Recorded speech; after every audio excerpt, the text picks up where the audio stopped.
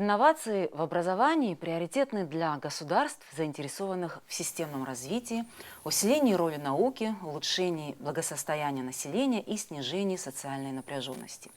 Инновация – понятие широкое. В плане образования это использование новых технологических и методологических исследований и современная замена устаревших стандартов. Но преобразование ради преобразований или это назревшая на сегодняшний день необходимость? Об этом мы будем говорить сегодня. Здравствуйте, в эфире Гуардала.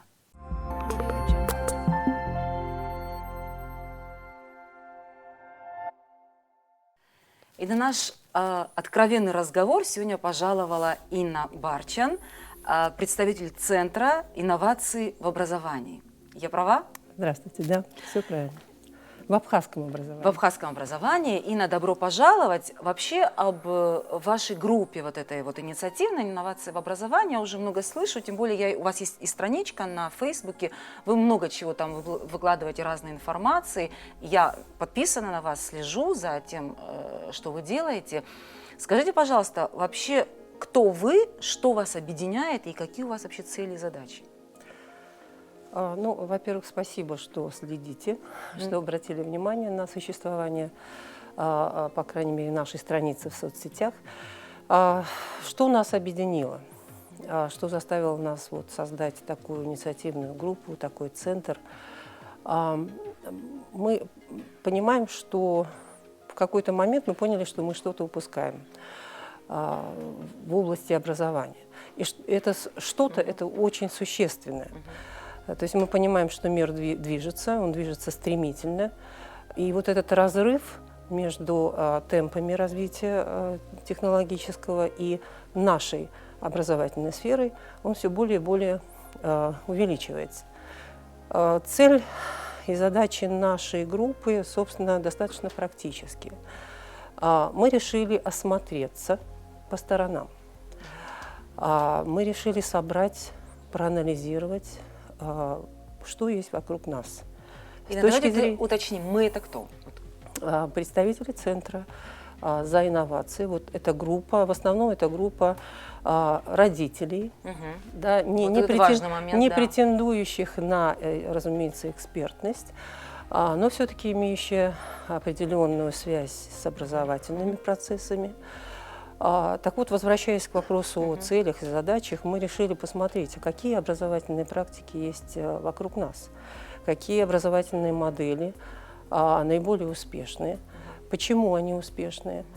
И, собственно говоря, целью как раз является анализ этих практик, этих систем, какая-то выборка и стремление попытаться внедрить все то полезное и ценное, что может быть адаптировано в наших условиях.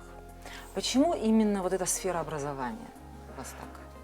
Ну, скажу так, сегодня вообще образование – это очень серьезная повестка и очень востребованная повестка не только в Абхазии, а практически всех правительств мира.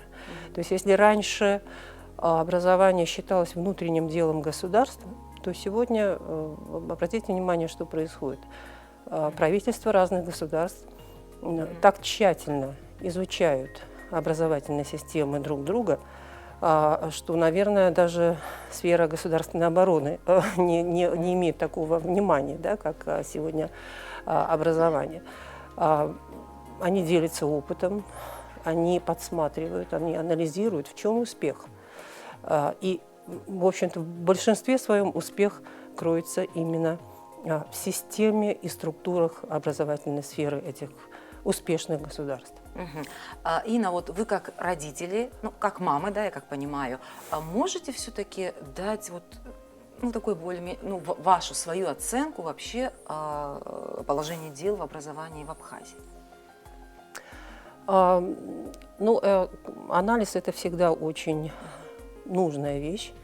И, разумеется, прежде чем смотреть, что есть вокруг, мы действительно занялись и, в общем-то, анализом нашей системы образования. Мне сложно судить, поскольку я не являюсь экспертом, но есть Ну, я очевидные, почему говорю, может не все плохо так там. есть или- очевидные вещи, которые, конечно, бросаются в глаза.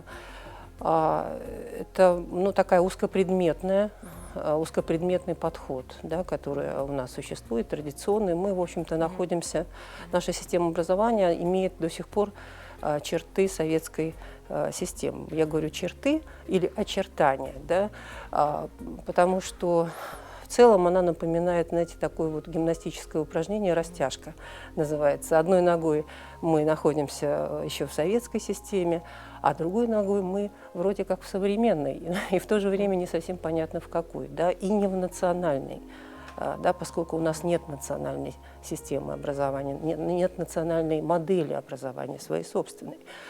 И вот такое состояние растяжки, мы пребываем в нем уже достаточно давно. Но что обнадеживает? Все-таки это состояние достаточно пластичное, очень гибкое. И я надеюсь, выйдя из него, мы останемся таким гибким, да, в таком же гибком состоянии, которое позволит нам меняться. Меняться очень быстро и очень кардинально. Ну, раз уж вы какой-то период уже это исследовали, разузнавали, да, что вообще происходит, тогда вот скажите вообще, куда движется мир, ну, его прогрессивная часть вот, в сфере образования? Какие сегодня приоритеты? На чем делаются акценты? Вот, я бы в наши отметила несколько таких вот тенденций, которые определенно являются ведущими в мировых системах, да, образовательных.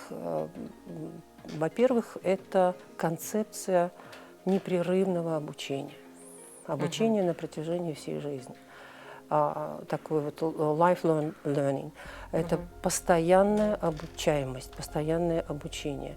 Это является, в общем-то, базой для... Вне зависимости от возраста. Вне зависимости от возраста. Почему эта концепция является сегодня ведущей? Потому что мир меняется, он меняется каждый час, каждый день. И мы сталкиваемся с новыми вызовами, с новыми технологиями, с новыми открытиями. То есть сегодня учиться надо всем? Учиться надо всем и всегда.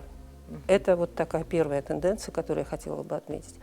Второе – это индивидуализация образования. Сегодня образование оно не нацелено на какую-то массовость, да, сделан акцент на выявление конкретных способностей конкретного ребенка, его особенных талантов. И вот это индивидуализированное образование сегодня это тоже тренд, тоже ведущая такая тенденция. То есть раскрытие потенциала ребенка. Еще одна тенденция – это междисциплинарность, междисциплинарный подход в образовании. То есть не один предмет изучать, а связку предметов. Да? История, география, математика, иностранный. Все в комплексе, все вместе, все сразу. Вот эта междисциплинарность позволяет устанавливать связи между явлениями и природными, и жизненными и так далее. Тоже одна из таких вот ведущих тенденций, которая, на мой взгляд, будет преобладать. И в этом смысле Финляндия как раз, как всегда, является революционером, уже перейдя на вот такую междисциплинарную схему обучения. Ин, кстати, вот из вашей странички вот я узнала, что вот вы как раз-таки, вы, по-моему, несколько, да, еще человек проходили вот какой-то курс, да, специальный, именно вот по каким-то приемам в образовании, да, если я не ошибаюсь, это именно по сингапурским и по... Да, сингапурские приемы. Да, приемы финские. Да. Вот вообще, да, конечно, хочется узнать, вот в чем их особенность этих приемов и вообще почему все вот так вот сейчас у всех на устах именно финская и сингапурская система, то есть что в них такого и насколько это применимо к нам, естественно. Да, действительно, мы прошли такой невероятно практический курс по сингапурским приемам в образовании, он называется «Марафон». апгрейд 45 минут, обучение навыкам 21 века. Почему практически? Потому что это приемы, которые можно вот после первого же занятия применить у себя в классе, у себя в школе. Да? И, в общем-то, сложного ничего для этого не требуется. Почему Сингапур? Почему сингапурские приемы? Ну, вот изучая как бы, да, систему, как я уже говорила в нашем центре, мы задались вопросом, почему это государство успешно. В чем ключ к успеху этого государства, причем такого стремительного успеха? Потому что сама система образования Сингапура очень молодая, как и Финляндии. Но такой рывок, почему? И мы поняли, что, в общем-то, ключ как раз вот в образовании. Да. Многие считают, что именно в личности, там, как его, Ли Куан Ю. Ну, отчасти, конечно, но та схема, которую он сумел выстроить в государстве, да, сингапурцы говорят, что они выстраивают свою систему образования такой, какой хотят видеть свое государство. Это именно так. То есть в стране видны приоритеты. Это образование. В стране постоянно продвигается идеология успеха, процветания и стремление к образованию, быть образованным человеком. То есть видны образовательные приоритеты везде практически. И, конечно, государство на государственном уровне поддерживает эти приоритеты везде. Если под школы отдаются гектары земли, для того, чтобы там были бассейны, спортивные залы, площадки, какие-то зоны для креативного, развивающего. Наверное, это гектары земли под школы. Понятно, о каких приоритетах. Они государственные? Все школы государственные. Но интересно, что $30 родители платят в месяц за обучение. Почему? Работает такая логика на государственном уровне. Мы ценим только то, за что мы платим. А вот дополнительное образование действительно в Сингапуре платное. Все доступно. По сравнению с финской моделью, конечно, сингапурская пожестче. Там есть и домашние задания, есть и экзамены. Как вы знаете, в финских школах нет ни одного экзамена. Им не задают домашние задания. Единственный экзамен они сдают по выпуску из школы. Но это все. То есть все остальное они делают в школе. Вот такая школа счастья. Так, что нам подходит? Что нам подходит? Пройдя курс вот, по сингапурским приемам, я абсолютно и полностью убеждена в том, что эти приемы полностью могут быть внедрены и применяться в нашей системе образования. Почему? Потому что они очень легки. Ну, к примеру, один из приемов – парковка. Самый простой прием. Что такое парковка? В классе на доске или где-то рядом висит доска из, допустим, пробковая доска или магнитная, на которую дети в течение всего урока припарковывают свои вопросы. Что значит припарковать? Стикером клеят, пишут вопросы и вопросы к кому? Вопросы к учителю, которые у них возникают во время урока. Дело в том, что почему нужно, чтобы дети задавали вопросы? Нет вопросов, нет мышления, нет мыслительной деятельности. Вопросы – это часть мыслительной деятельности. Вот, Рада, скажите, вы часто в школе, в классе задавали вопрос? Ну, бывало, но не часто, конечно. Не часто. Но это зависело от педагога. Часто вам отвечали? Но опять-таки, в зависимости от того, кто это был педагог. Вот. Бывали вот такие личности, которые вот сами по себе… Прием парковка и вообще сингапурский подход, да, к тому, что дети, задавайте вопросы. Если есть вопросы, пожалуйста, вот парковка, пожалуйста, на все вопросы учитель обязательно ответит в течение всего урока. Вопросы не обязательно подписывать. Это могут быть вопросы по теме. Анонимные. Да, или не по теме. Да, пожалуйста, можно не по теме задавать вопросы. Вот эта генерация мыслительной деятельности происходит на протяжении всего образовательного процесса. На что нацелены вот эти приемы? Они развивают 4, так называемые 4К. коллаборация, сотрудничество, коммуникация, креативное мышление и критическое мышление. Вот 4 базовых принципа навыка, на которых, собственно, выстраивается все развитие ученика.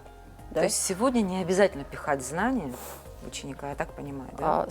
Важнее все-таки научить его самому, да? Самому учиться. То есть создается такая среда, в которой ребенок может самостоятельно обучаться.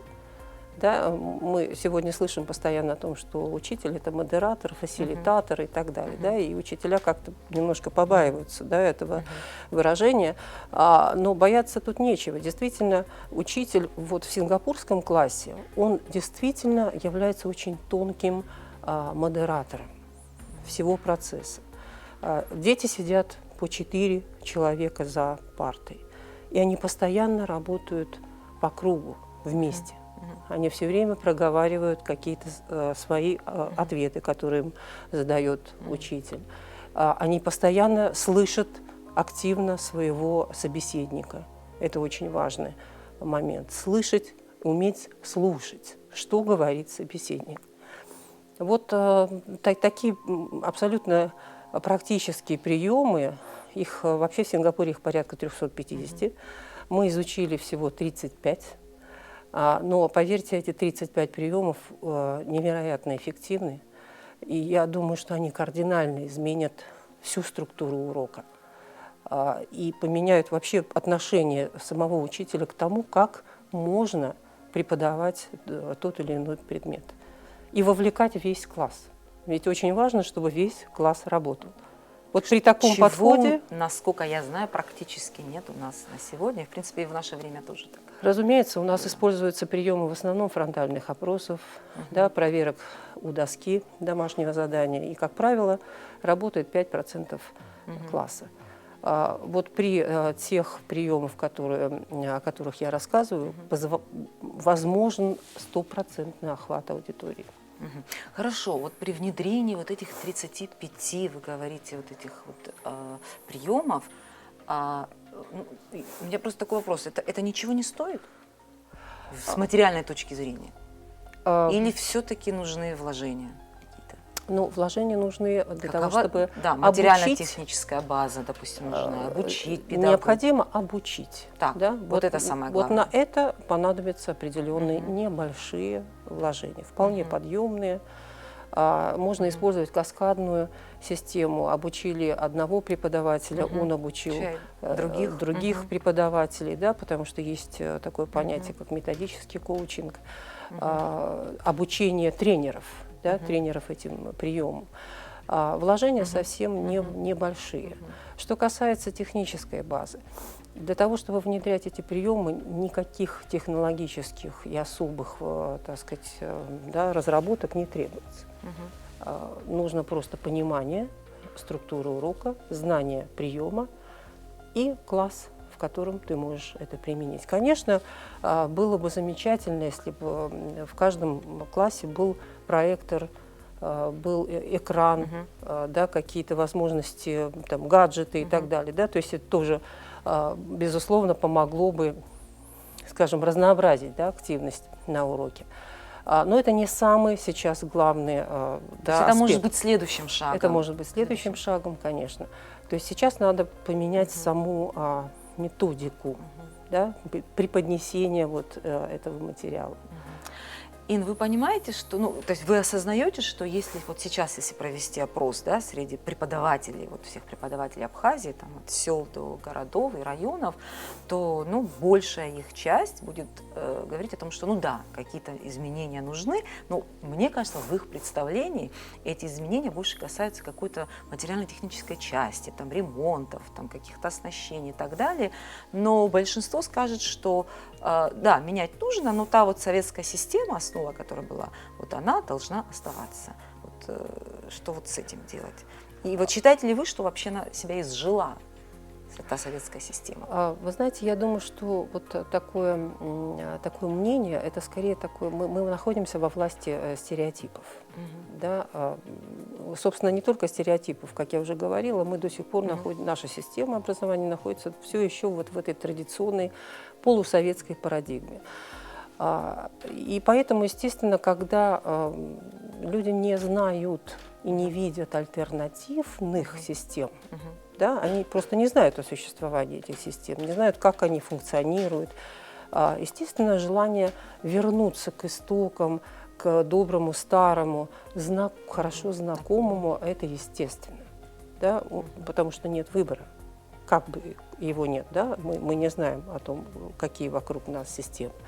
Но если показать, продемонстрировать, что есть вот такая практика, и показать, насколько она эффективна, как она работает, какой результат, какая рефлексия, как любят говорят, да, то есть вот результативность какая, да, рефлексия, это, кстати, один из важнейших компонентов вот этих приемов, да, что я понял после раскрытия какой-то новой темы, да. Раньше я знал, я думал, что это так, а сейчас, оказывается, вот это так. Вот это называется рефлексия, и на каждом уроке это должно происходить. Происходит ли это на наших уроках? Не уверена. Поэтому мы находимся во власти вот этого стереотипного, скорее, мышления. И жила ли наша советская система? Я бы вот по-другому построила вопрос. Начала бы с обратного. Что требуется сегодня современному человеку? Да? Ему нужно уметь быстро найти информацию, проанализировать ее, обработать, систематизировать, структуризировать и, возможно, где-то презентовать ее. Да? Ему нужно уметь управлять своим эмоциональным состоянием, ему нужно управлять своим временем, ему нужно быстро реагировать на какие-то изменения, которые появились, да, сегодня. Вот скажите, советская школа может дать именно такие навыки? Давала ли она такие навыки? Думаю, вряд ли. Советская школа известна своим замечательным лидерством в области технического образования, в области спортивного образования. Она была лидером однозначно в области естественно-научных, да, предметов. Были проблемы в области гуманитарных наук, потому что излишняя идеологизация да, не давала возможности правдивой, объективной, да, картины мира. То есть были плюсы и минусы. Но советская система работала на процесс индустриализации, на те запросы, которые задавало тогда вот государство. Ну, да, к тому, что да, конечно, Да? она отвечала идеологическим запросам. Да, в том числе идеологическим запросам. И, кстати, это очень важный момент. Запрос государства. Какой у нас? Вот, я хотела сейчас к этому прийти. Да, запрос государства. Есть ли он у нас? Какого гражданина мы хотим, и какой гражданин нужен нашему государству? Какие специалисты нужны, в каких сферах? Этот запрос должен идти в первую очередь от государства. То есть на государственном уровне должны быть сформулированы приоритеты, планы развития. Да? И, естественно, образование не может развиваться в одну сторону, а государство в другую. То есть мы должны синхронизировать эти процессы, мы должны видеть одну цель и к ней идти, да? Одновременно. Это очень важно, задавать, когда государство задает ориентиры образовательному процессу. Должен быть вот этот горизонт, да, планирования. Мы его должны в школах, дети должны понимать, к какому горизонту они должны стремиться, да, так же, как и учителя. Но я уверена, что не только вот в правительстве, в госорганах, в законодательных органах можно решить вопрос изменения образовательных процессов, и не только в риторике политиков. Мне почему-то кажется, что и на уровне школы, да, на уровне учителя, ученика, директора школы можно решать вопросы изменений, проявлять инициативность. То есть и на таком уровне это вполне возможно. То есть можно идти по пути изменений, не дожидаясь, когда сверху что-то будут спускать. что я так поняла вашу мысль, все-таки в нашем современном мире успешны те государства, у которых, значит, приоритетом является образование.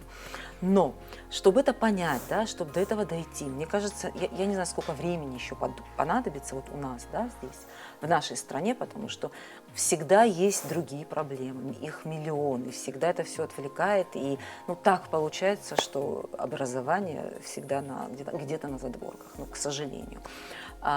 Есть ли у вас какие-то все-таки наметки, вот пока вот не ждать, пока государство вот, проснется и скажет, да, нам это нужно, это мы делаем это приоритетом, все-таки в тот момент, когда это все-таки произойдет, чтобы у вас уже что-то было вот готовое, чтобы вы могли показать, а вот у нас есть вот уже какие-то вот наработки и уже какие-то результаты. Ну, мы действительно, вот анализируя, да, ведущие образовательные модели, какие-то схемы, методики, у нас есть определенный план, который мы так условно назвали 10 шагов. 10? 10 шагов, да, пока 10. Такой рабочий план, который ну, позволит очень быстро заняться переобучением преподавателей, повышением компьютерной, цифровой грамотности, изменениями в методике, в подходах, да, в преподавании.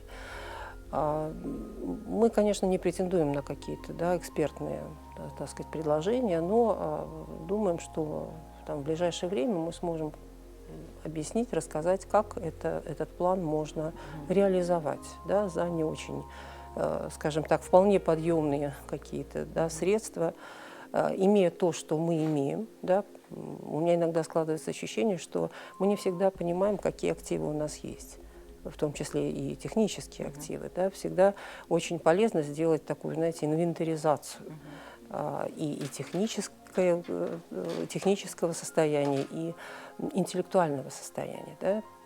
То есть понять, что у нас есть в активе, да, для того, чтобы дальше как-то действовать, просить у кого-то помощи или, может быть, не просить помощи, а мы сможем справиться со своими ресурсами. То есть такой вот рабочий план из пока 10 шагов, он у нас есть, мы над ним работаем. И вот то, что мы, несколько преподавателей, включая меня, прошли вот этот курс, да, эту программу, и мы собираемся и дальше вовлекать учителей в этот процесс обучения. Это часть этого плана. А скажите, есть с кем это делать, с кем осуществлять? То есть, ну, единомышленники есть? Да, единомышленники есть, но мы очень, в общем-то, в хороших контактах и с Министерством по образованию, и надеемся, что в этом направлении нас поддержат и городские органы образования. Мы хотим попробовать внедрить в нескольких школах вот такие методы, приемы, попробовать, не хочу говорить эксперимент, но попробовать все-таки внедрять вот эти приемы, да, в некоторые классы. Мы сотрудничаем со STEM-лабораторией, которая, собственно, тоже нам очень в этом смысле помогает и помогает анализировать. Как интересно, кстати, да. У нас тоже в планах с ними тоже поговорить. Да, это один из самых прорывных проектов, на мой взгляд, в Абхазии, поэтому мы с ними, конечно, сотрудничаем. Много учителей заинтересовались вот этими приемами, готовы обучаться и даже вкладывать и в себя сами. Поэтому мы очень рады такой открытости со стороны учителей и желанию, в общем-то, к развитию. Это обнадеживает. Кстати, вот в завершение, вот, ну, я так скажу, что мы на самом деле нашу с вами встречу, наш с вами разговор уже давно планировали, да, по разным причинам не получалось. И вот в конце, вот уже когда мы уже запланировали сегодняшнюю встречу, вы мне написали и на одну вещь, что, если я не ошибаюсь, вы сказали, что вы чувствуете, что вот эта тема образования стала какой-то супер популярной сейчас. Ну, и вы сказали, что дай бог, что это очень хорошо. То есть у меня такой вопрос. почему она стала такой популярной? То есть вы считаете, что уже какой-то спрос появился, да, в обществе? Мне кажется, спрос на вот уже, эти вот инновации, на этот, спрос да. уже достаточно большой, но я думаю, что последний год вот этой пандемии, он все-таки вот это вот он сейчас, спровоцировал, да, спровоцировал еще больше спрос на образовательную тему, да, то есть мы поняли, что перед нами мы столкнулись с новым вызовом, мы столкнулись с необходимостью новых форматов обучения, да, и образования. Нам пришлось меняться родителям, учителям. И поразительны меня поражают многие учителя, которые смогли перестроиться, смогли вот на эти рельсы встать, в том числе и такого, да, зрелого возраста, скажем так. То есть вот этот год, мне кажется, как раз и спровоцировал такой спрос на образовательную тему. Ну и, в общем-то, застой в этой сфере уже давно ощущается, поэтому когда-то должен произойти вот этот рывок. И сейчас, мне кажется, это как раз самая такая яркое, как бы, да, то состояние, когда мы как раз можем об этом заявлять, говорить, обсуждать. Я знаю, что сейчас как раз речь идет о принятии законопроекта, да, закона об образовании. Вот хотелось бы, чтобы у нас еще и был налажен общественный диалог, да, где мы могли бы обсуждать такие важные документы, как закон об образовании. Надеюсь, что он будет на общественных слушаниях, и мы все, то есть наше общество раз сможет уже все-таки поучаствовать. заговорили, что там должно быть отражено, вот, на ваш взгляд, самое главное? Вот, что нам сейчас нужно? Именно вот в законодательном плане, я не знаю, вот, я, конечно, не эксперт, но все-таки что нам сейчас нужно? Ну, закон об образовании – это документ, который, в общем-то, скажем так, стандартизирует, да, систему образования в стране. Да. Я небольшой сторонник стандартизации. Как я уже говорила, я вижу тенденцию больше к индивидуализации да, образования. И хотелось бы, чтобы этот закон зафиксировал именно те схемы, структуры, те подходы, которые позволяют раскрывать в ребенке все-таки его таланты, да, а не стандартизирует всех и не унифицирует все и вся. Вот от этого подхода я надеюсь, что закон об образовании все-таки уйдет. Поэтому хотелось бы поучаствовать в обсуждении, да, этого закона. Надеюсь, вам представится эта возможность. И, тоже. по крайней мере, очень хотелось бы, чтобы, конечно, такие люди, как вы, в этом поучаствовали. Спасибо. Спасибо большое, Инна, за разговор откровенный с нами. Удачи вам во всех ваших начинаниях. Ну, очень хочется, чтобы все-таки из этого что-то да получилось, конечно. Я тоже в это верю. Спасибо, что пригласили. Спасибо большое. Мы продолжим наши разговоры об образовании. До встречи в следующем выпуске.